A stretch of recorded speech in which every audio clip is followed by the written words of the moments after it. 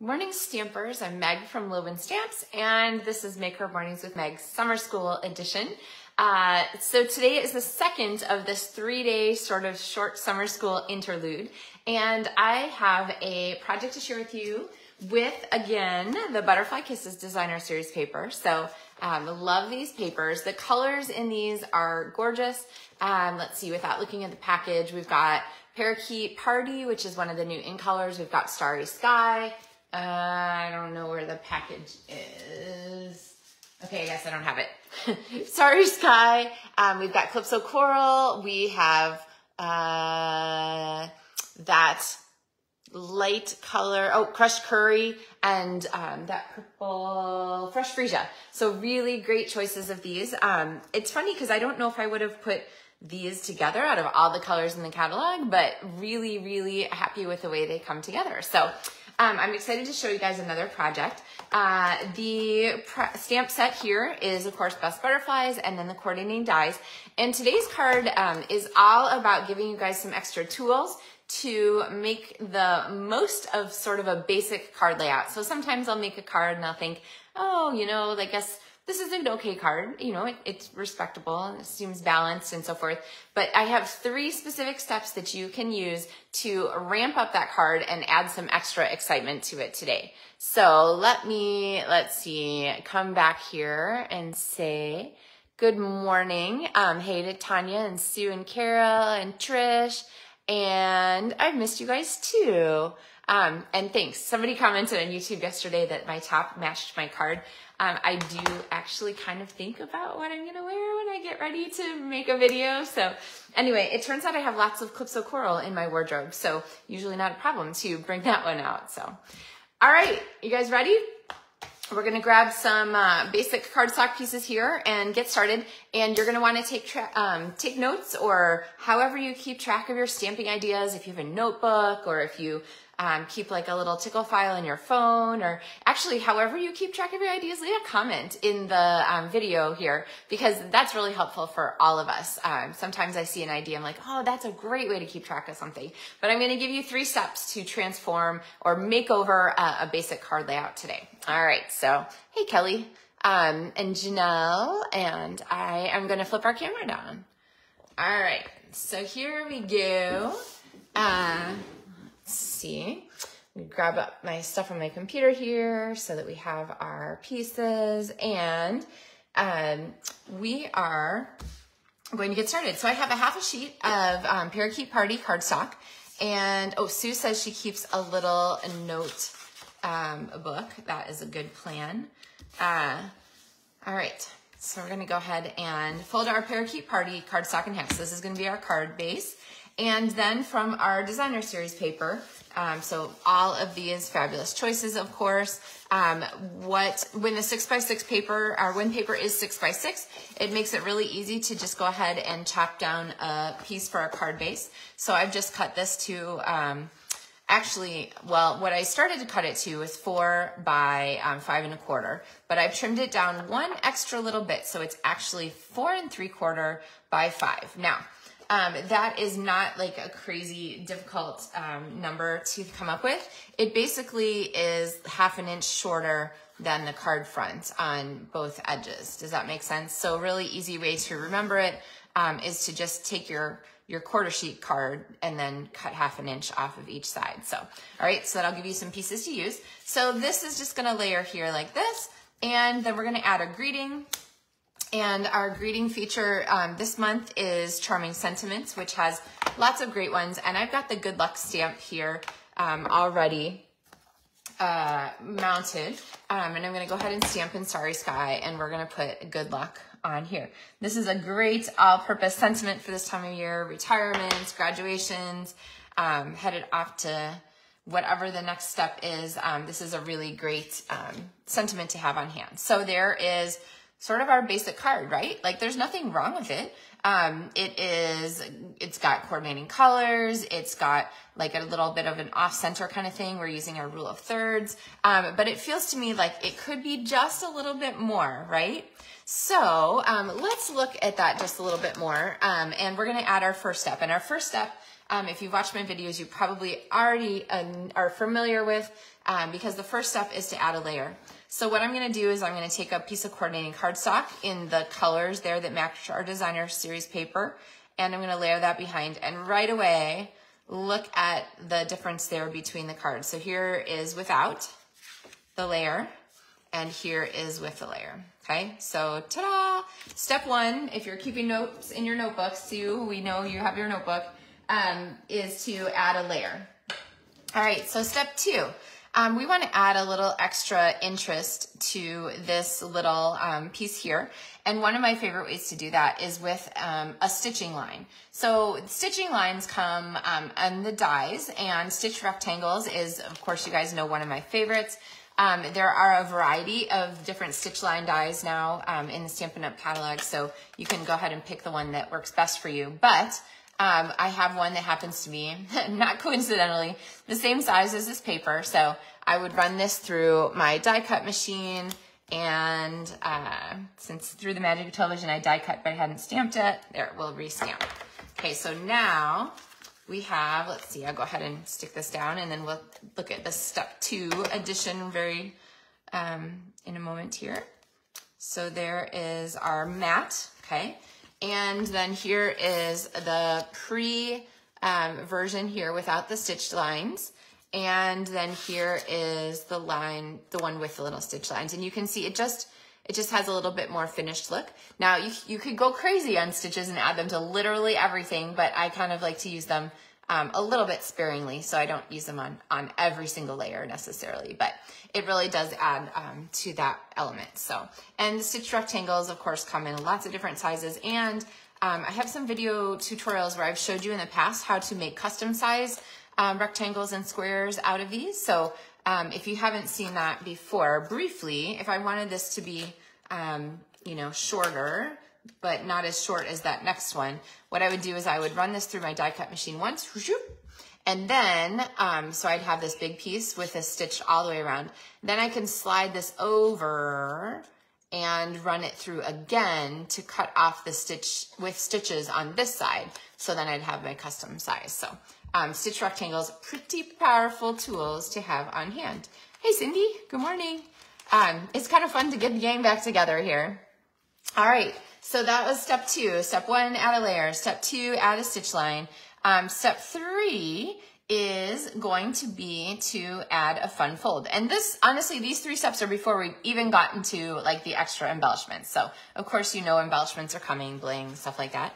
But my favorite fun fold is to turn this into a Z fold card, where basically what I'm gonna do is take the front and just fold it back. Now, you can score if you want to, or you can live on the wild and crazy edge and just fold, as long as your card is going this direction. If you had a piece of cardstock that was cut, here's some cardstock. If you had a piece of cardstock cut the long way, like this, then you would definitely not want to just go crazy and fold. You would want to score, because when you cut your cardstock this direction, you're folding against the grain of the cardstock, the hand, and you would get a crack line there. So, all right, so there we go. So step three is to add a little Z fold, and then the same panel that we had planned to use is going to attach here.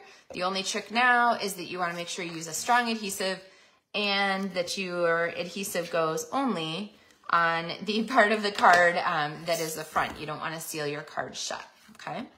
So those were our three steps, and now let's finish the rest of our card. So we're gonna go ahead and pop this on here with some Stampin' Dimensionals, and then we're going to add an embellishment to this. We have, of course, in our butterflies, we have all of these fantastic die choices. And so we have the ones that we used yesterday when we did our card. Where did my card from yesterday? Oh, yesterday was our bag. When we did our gift bag yesterday, we used these outlined here from Build a Butterfly. And so today we're going to use these large, fully ready to go butterflies. So I have this guy right here. And because to choose a cardstock color for this, I'm going to pull out a color that is a repeat that's not overwhelming yet. So I'm going to pull out Starry Sky, And through the magic of television, we have that cut. And here is our die element. So that is going to embellish our card there.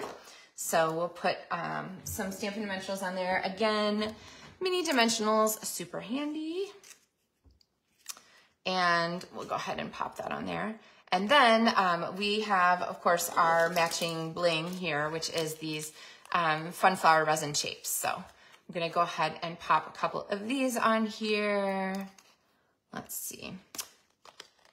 Here we go. Okay, so we have our fun flower resin shapes there, and of course they could use them in any color.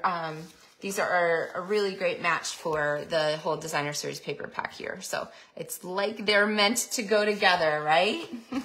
I love when design comes together like that. All right, and then of course we need something for the inside of our card. So here I have a basic white layer that's cut. And I went ahead and cut this inside layer to 3 3/4 by 5 so that if I got it a little bit off, I wouldn't be competing with the edge of our card base there. So what to put inside a card. Another great thing about Z-Fold is that when you open your card, you see the front and the inside. So I could use any one of these stamps to go ahead and stamp a butterfly. But in here I have my handy dandy little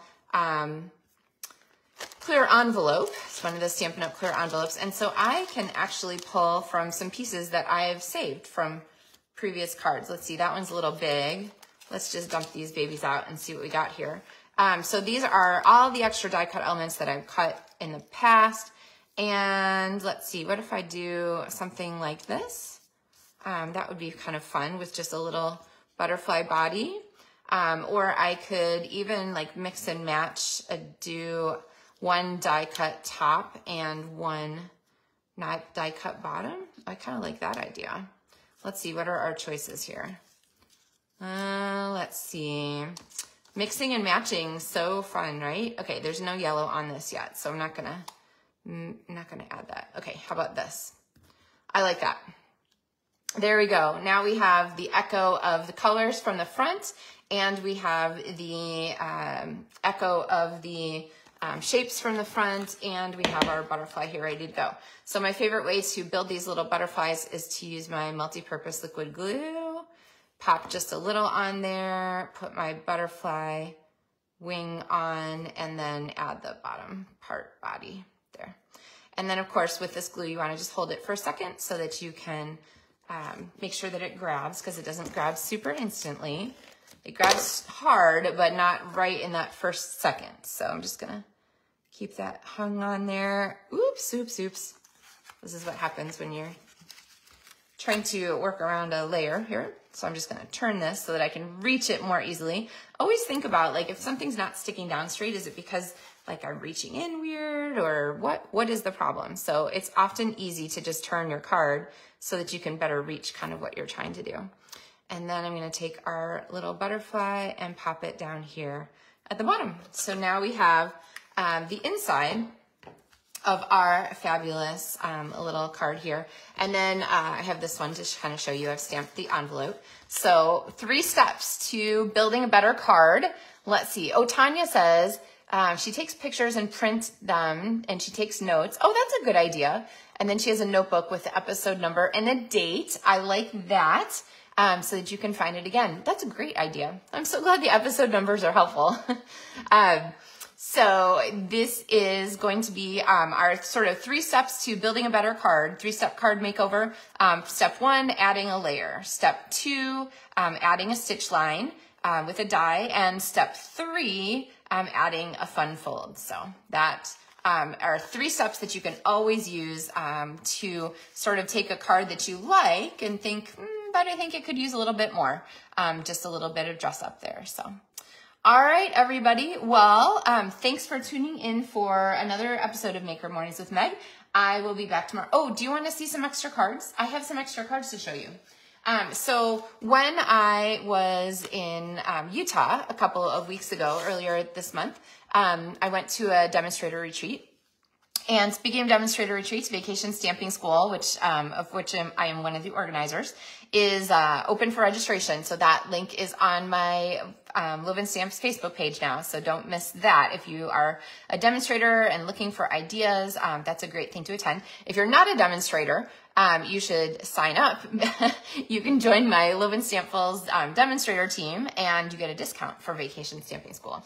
But that's not what I meant to talk about. What I meant to talk about was the retreat I went on. And so then we, of course, do swaps as demonstrators where like I'll make a whole bunch of one card and then trade them, whoops, with the other demonstrators who are there. So these are some of my swap cards that featured Best Butterflies. So this one is by Rhonda Morgan, and I love the way she used the paper on the sides. And let's count the tricks that she used from our same video today. So she used a stitch line, yay! She used a layer like that. And this one isn't specifically a fun fold, but I really like the way she kind of created the motion with the background, okay? This card is by Alejandra Gomez, and let's look at hers. So she used a layer, ding, ding, ding, and she used a stitch line. And then, of course, that designer series paper. So really pretty card there. This card is by Janet Holmes. And Janet has some fun layering on here and this is actually the tea paper using the some butterfly accents and so forth. It actually occurs to me that this isn't from this stamp set, so maybe I have this card misfiled, but it is really pretty and you could use the same butterflies here for this one. And then I have a card here from Carol Hickman, and she's got our layering action going on, and she used these butterflies and flowers too. And actually stamped a really fun inside there. I love that. Hey, glad you exist. And then finally I have a card here from someone who didn't mark their card. But same idea of layering and adding some extra elements. So I love the way she actually stamped and die cut her butterflies. So there are a lot of different ways that you can use these elements for different fun effects. So, all right. So thank you guys for joining us this morning. I'm getting email notifications that say people are signing up for Vacation Stamping School right now. So woohoo, I'm glad you guys are excited about that. It is coming up in August, and it is a lot of fun. We, as a demonstrator team, have been doing this event for 17 years. I just celebrated in June. I celebrated my 20-year anniversary as a demonstrator, and so this will be the 17th annual Vacation Stamping School, and it is just really an amazing thing to gather demonstrators together and share stamping ideas, get excited about things, share some tips for different ways you can do things with your Stampin' Up business to make a difference. It's just a really outstanding event. So, and I love getting together with you all. It's been wonderful stamp with you this morning. I'll be back tomorrow with actually, if you're allowed to have a favorite card, I think that's different from a favorite child. It's okay to have a favorite card. My favorite card of the Build a Butterfly set, it is a really cool one. It is a clear card base, and I have an extra trick to add. So if you've seen my clear card videos in the past, this one uses an extra idea that I incorporated from the last thing, or added since the last time I did one. And I look forward to seeing you tomorrow for that session of Maker Mornings with Meg. And as always, if you have any questions, if you're curious about what it means to be a demonstrator, visit my website at LovenStamps.com/join my team, and learn more about those kinds of things. I'm always happy to answer questions. And the new demonstrator special starts on July 1st. So you can wait till July 1st, join my LovenStamps team, and then still sign up for Vacation Stamping School. Don't worry, you'll be fine. So, all right, guys, have a great day. Happy stamping, and I'll see you tomorrow.